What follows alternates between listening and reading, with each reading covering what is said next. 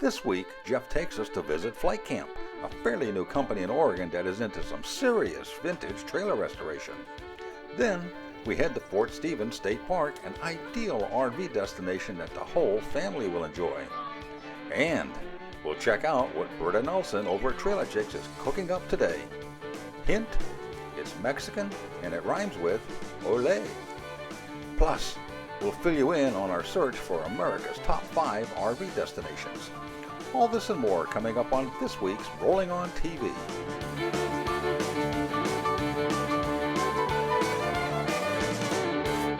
Rollin On TV is brought to you by Winegard, America's leading satellite TV antenna. Winegard, television anytime, anywhere. Restoring and camping in old vintage trailers is a part of RVing that's growing in popularity. There's something appealing about the nostalgia, to say nothing of the simple classic appearance of an old RV. Many of us lack the resources to do a complete trailer rebuild, and that's where companies like Flyte Camp Vintage Trailer Restoration come into play. We recently visited Flyte Camp's Bend, Oregon facility to see what they're doing out there in the high desert. Let's take a look.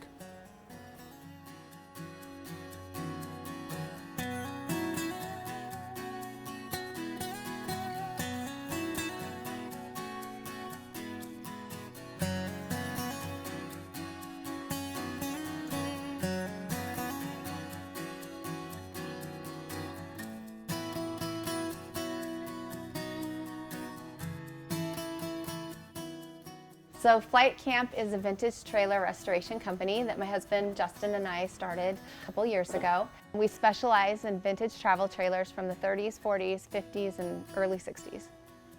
We have a 7,000 square foot shop here with an addition of a storage building down below. And we have 5 full-time employees. One of the most recent tools that we have that we've added on is a CNC router, and then we have a CNC milling machine.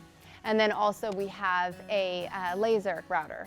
So this gives us a lot of ability to cut things that are very detailed when it comes to custom woodworking, inlays in our marmoleum floors, and then also with the laser cutter we can cut into metal, doing plaques and more detailed designs.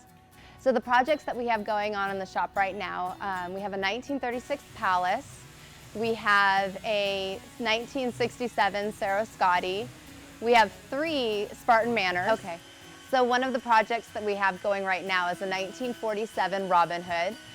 This is a 9-foot trailer that was brought to us, and we are trying to do this restoration as true to original as we possibly can. So as you saw, it was in pretty rough shape, a lot of rot in the framing and in the floor. So we've brought that completely down to the frame, and we're building it back up, trying to salvage as much of the trailer as possible, the original trailer. So right now we are in the process of building the floor back up, and then the original cabinetry, we're trying to salvage the kitchen area of that cabinetry, and it's going to be a really, really cute little trailer when it's done. So this trailer that I'm sitting in front of, this is a 1954 Anderson. It's a 30-foot trailer, so it's kind of like the long trailer. This trailer we found in just outside of Springfield, Oregon. We've redone all of the appliances. We've salvaged the original flooring, but there's been interior wood panels. Since the interior is all birch, there's been wood panels that had water damage due to the windows leaking over the years. We were fortunate with this particular trailer that it didn't have any damage to the roof, so all of the roof interior skin panels, those were all in perfect condition. So once we replaced all of the panels, we then sanded down all of the woodwork and refinished it. We used 3 coats of finish, so it has a really nice glossy look to the interior. Replaced all of the trim pieces that needed replacing, areas on the floor that had dry rot, so on and so forth. We found 1950s a couch and chair that we've had reupholstered to match. We've done some modifications to the interior, so we've built like a breakfast nook in the trailer and blended it seamlessly with the original cabinetry. We've also built a bed pedestal, and we actually increased the size of the bed from a double bed to a queen-size bed. And then we've installed some audio-visual equipment so that it's kind of brought into the 21st century. I would say the biggest challenge about this business is that there are so many different vintage travel trailers, and so a lot of times they're one-offs, or we're talking about things that were built in 1930s, 1940s that have been sitting out in the weather. So oftentimes, it's very difficult to find parts that have been missing. We have to do a lot of custom fabrication and a lot of searching. So I think that would be the biggest challenge that we face. Just yesterday, we were over in Florence, Oregon, on the Oregon coast, pulling parts off of a 1949 Spartan Manor that had a tree fall on it. So that's one of the ways where we get the parts. It wasn't a trailer that was salvageable. Coming up after the break, we'll conclude our visit to Flyte Camp and tell you all about our search for America's top 5 RV destinations. Don't touch that dial.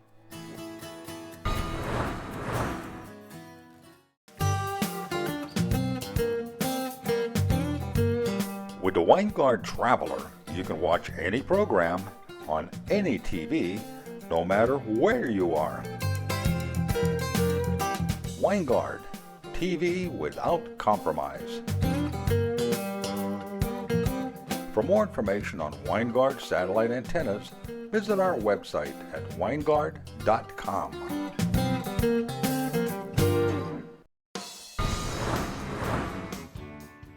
This is my Mercer Lake property. I've owned it for about 12 years.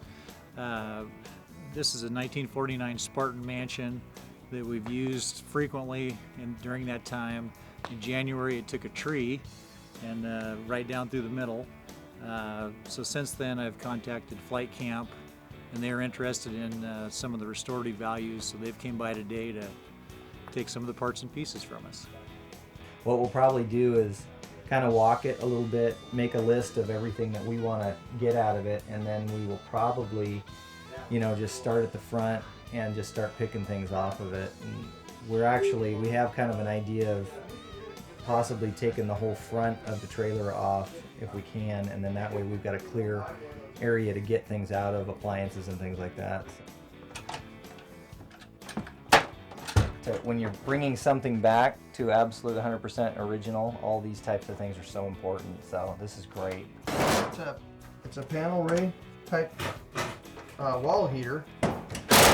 You don't see these very often. Usually they're freestanding, not inset into a wall. So it's definitely something that's rare. Nice original piece. 1940s faucets in great condition. This can all be sandblasted and powder coated. Original Spartan sink. Undermounted. It's a great find right there too. It's invaluable, well, you go for, I know of a handful, probably. Do it to the level where we're at right now. There's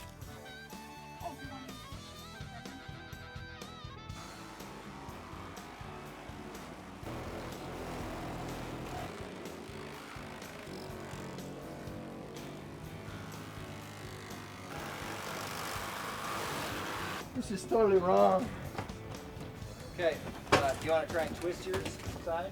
How are you going to do this before you go anywhere? I'm repeating what you It's not said. really that heavy. No, I think if we just prop it. Cut the entire front off and brought it back here, and we're thinking we're probably going to mount it on the side of our building. So, pretty neat. If you are looking for a vintage trailer, I think something that's really important to do is to sit down and find out what you're wanting, what you're wanting to use it for. If you're actually trying to do a vintage restoration to original, you want to make sure that you're finding a trailer that has all of the original parts, that's in mint or near mint condition, because that becomes very difficult in the restoration project to try and find those parts.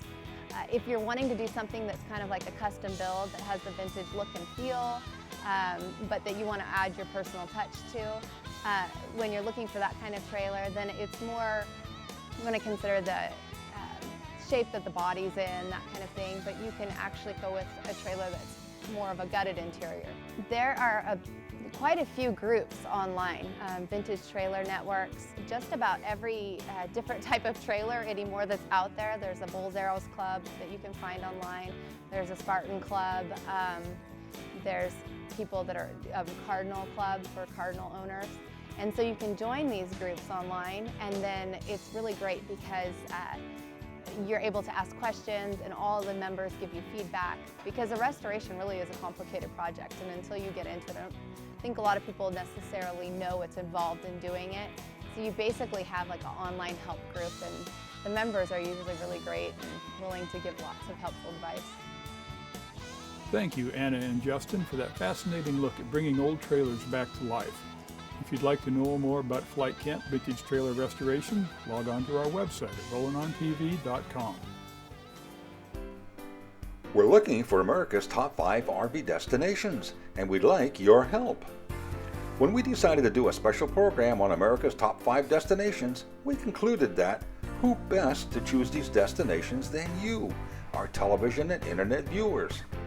Also, we decided let's have some fun with this and turn it into a contest. Starting June 23rd, you can send us your favorite RV destinations and tell us why you feel they should be included on our list. On August 1st, we'll compile all the entries and select this year's list of America's top 5 RV destinations. The winning destinations will be featured on a Rollin On TV special scheduled to air in early November. To enter your favorite destinations and to learn how you can win a $500 prize, visit our website at rollinontv.com and click on the America's Top 5 RV Destinations promo. Now, it's time to start thinking about your favorite destinations.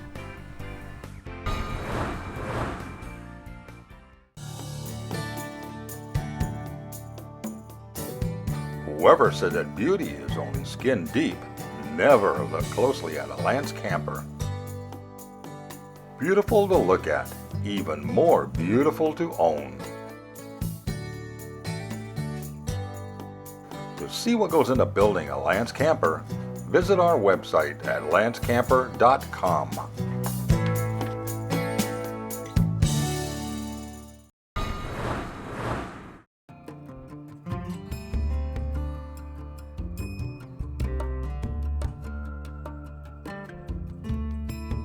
Hello, I'm glad you stopped by to Trailer Chicks today. I'm Britta, I'm the cooker, and we are going to make some delicious food. I'm going to show you how to do it in a small kitchen, be efficient, and have leftovers at the same time. I like to say cook once, eat twice. So we're going to do that, and I'm going to always give you suggestions and recipes on our website that you can take along with you and have a fabulous trip. So whenever I'm ready to roll out on a trip, I like to upload my recipes, make shopping lists, do a little planning on my iPad. When you're working in a small space, you want to be really well organized. So today, we're going to do a chicken in mole. When I think of mole, I think of chocolate, chilies, tons of spices, maybe nuts, seeds, fruit, and it seems like a really complex dish that's going to take you a long time in the kitchen. The great thing about my recipe today is it's really quick, and you can make it with staples from your pantry. The whole prep time takes less than 30 minutes, and you'll have a great meal on hand and something you can turn into chicken mole tacos, enchiladas. If you make extra rice, that's always great to make fried rice. That's one of my favorite leftover meals. First of all, I just seasoned up these chicken thighs. And I seasoned them just with salt and fresh pepper. I heated up my pan, and I like to use coconut oil. Coconut has a really high smoking point, so it won't start breaking down when it gets hot. So I'm getting this heated up. It's got a little bit of coconut oil in it, and then I'm going to just brown the chicken in that. So this is just going to brown in here for about 6 minutes. You're going to turn it once, and after that's done, we're going to take it out of the pan and make the sauce. So I've browned the chicken. It's resting in another dish here. I'm going to add the coconut oil, some fresh chopped garlic, my spices, which is a blend of ancho chili powder, a little cumin, oregano, and a pinch of allspice and cinnamon. We're just going to stir that around for about 30 seconds. It's really fragrant. It smells incredible. Then we'll add half a can of tomato sauce. And you don't need to worry about getting all the exact amounts of ingredients, as all of this will be posted on our website, along with suggestions for pairings and things you can do with leftovers. Then I'm just going to finish it with a little bit of chicken stock, chocolate chips, something you should always have on hand. If you don't have chocolate chips, you could always use part of that chocolate bar you're munching on right now. Just make sure you get a nice dark chocolate. And then finally, and this is really what makes this sauce magic, just this little bit of almond butter turns this sauce into this amazing consistency and gives it a really nice, rich, well-rounded flavor. All you do is put all the ingredients in there, give it a nice good stir. I forgot to add a little bit of salt. And then bring it up to a simmer. Then we're just going to add our chicken back in it. It smells so incredible. So I decided to use ancho chili powder. You could use just regular chili powder, but anchos are traditionally used in mole poblano, which is one of the moles of Mexico. You want to also add the juice from the chicken back in. Then we're just going to bathe the chicken in this sauce. Let it simmer here for about 6 to 8 minutes. And dinner will be ready. Now I'm going to show you how to make a great coleslaw. It's really easy, and it makes it even easier if you buy this already prepared coleslaw mix. If you don't want to do that, or your store doesn't carry it, just get a head of cabbage, chop that up, a few carrots, and you're good to go. So, the dressing is just a combination of yogurt, a little mayonnaise. If you don't have yogurt, you could use buttermilk, you could use milk with a little lemon juice, sour cream. Improvise. It also has a little bit of olive oil, fresh lime juice that I squeezed, salt and pepper. And I love making dressing in jars. You can use an old mustard jar, or I just happen to have a canning jar around. Then you're just going to shake that up really well. So you got your dressing. And to the slaw mix, I'm going to add some red bell peppers for a little color and flavor, chopped cilantro, and green onions. And that's it. We're just going to toss it together, and it makes a really delicious side dish, especially with the mole, because the mole is so deep and rich, and this is a nice kind of tangy, creamy counterpart. I'm adding cilantro, green onions, red peppers. If you have an avocado, that is also delicious in a salad. You could even add a little feta cheese or a Mexican queso fresco if you wanted. So I'm just going to toss that up. I like to start out with pouring about half the dressing on, then you can always add more. It's hard to subtract it once you got it in there. So this salad is best if you toss it together about 15-20 minutes before your guests arrive, or before you're going to eat. Oh, look at this. Smells so good. Oh my. Yummy. I am starving. Oh, that looks so good. And that's how we roll fabulously. Cheers. Oh, good job. All right. Very good.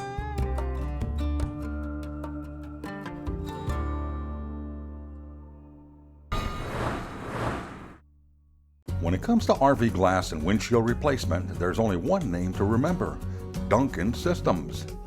With thousands of windshields and side glass in stock, we are America's #1 source for RV glass replacement. And now, we can even repair those fogged up windows at a fraction of the replacement cost. For more information, including our locations, visit our website at rvglass.com or log on to rollinontv.com. When you look at RVs, do you see green? A green RV means more than just a color. It means energy efficiency, water efficiency, and components made from recycled materials, plus lots more. We know green RVs inside out In fact, we certify them. To learn more about green RVs, visit our website at certifiedgreenrvs.com. In the far northwest corner of Oregon, about 10 miles west of the historic port city of Astoria, RVers enjoy a camping destination that's fun, relaxing, and educational all at the same time. This is where the mighty Columbia River meets the sea, a geographic feature that has always shaped the area's history. For example, Lewis and Clark spent their Oregon coast winter just a few miles from here. Fort Stevens State Park combines a terrific campground with interesting history. It's a destination that offers a variety of attractions for a traveling RVer. Fort Stevens was originally a defense installation, along with Fort Canby and Fort Columbia on the Washington side of the river, to protect the mouth of the Columbia River against invaders. The fort was active for 84 years, from the Civil War to the end of World War II.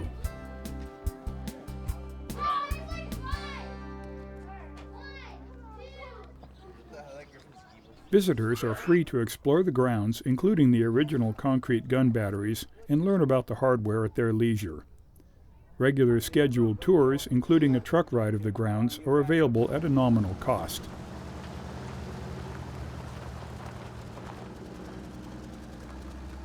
Fort Stevens hosts numerous living history events when volunteer docents and reenactors help explain life in Fort Stevens during a variety of historic eras. The events range from Civil War to World War II settings, as well as demonstrating even earlier fur trade and Native American activities in the area. Naturally, you'll want to stay in your comfortable RV while exploring Fort Stevens. The Fort Stevens RV Park has more than 450 RV sites available for reservation. That group includes 138 full hookup and 293 electric and water sites. Any size RV up to the largest fifth wheel trailers and Class A motorhomes can be accommodated in the park. Access is smooth and easy on the well-planned and maintained park roads. Dense native vegetation adds extra privacy for many campsites.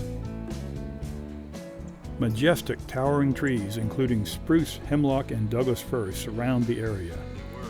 Moss and ferns add to the mysterious ambiance of a typical Oregon coastal rainforest.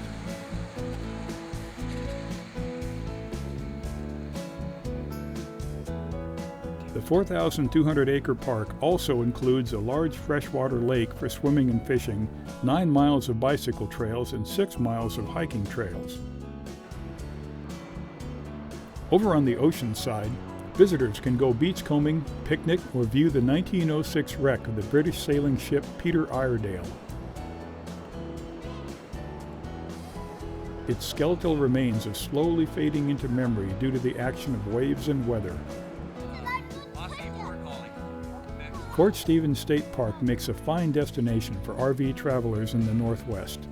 To learn more about it, visit our website at rollinontv.com. For the latest up-to-the-minute RV news, visit our media partners at rvbusiness.com. If you're into RVing or just appreciate vintage vehicles, be sure to set your GPS for the RV/MH Hall of Fame in Elkhart, Indiana. This museum houses the largest collection of vintage RVs and trailers dating as far back as 1916. For more information, visit their website at rvmhhalloffame.org.